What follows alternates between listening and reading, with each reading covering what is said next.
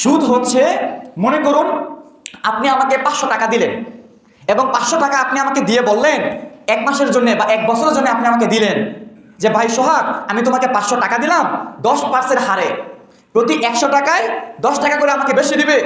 তো 1 বছর অতিবাহিত হয়ে যাওয়ার পরে আমি আপনাকে ওই 500 টাকার সাথে 50 টাকা আপনাকে বেশি দিলাম 10% হারে। তাহলে ওই যে 50 টাকা আপনাকে আমি বেশি দিয়েছি ওইটাই হচ্ছে সুদ। অর্থাৎ মূল ধনের অতিরিক্ত যেটা আপনি গ্রহণ করবেন ওইটাই হচ্ছে সুদ, ওইটাই হচ্ছে সুদ। যদি সেটা আপনি চেয়ে নেন, আর যদি কেউ খুশি হয়ে দেয় সেটা ভিন্ন কথা, যে ভাই আপনি আমাকে 1 লক্ষ টাকা দিয়ে উপকার করেছেন, আমার তো উপকার হয়েছে, এই খুশি হয়ে আমি আপনাকে হাদিয়া দিলাম, এটা যদি সে ইচ্ছা করে দেয় সেটা ভিন্ন কথা। কিন্তু আপনি তাকে একটা সংখ্যা বলে দিলেন যে এই যে আমি তোমাকে 20,000 টাকা দিচ্ছি, 2%, 5%, 10% আমাকে লাভ দিতে হবে।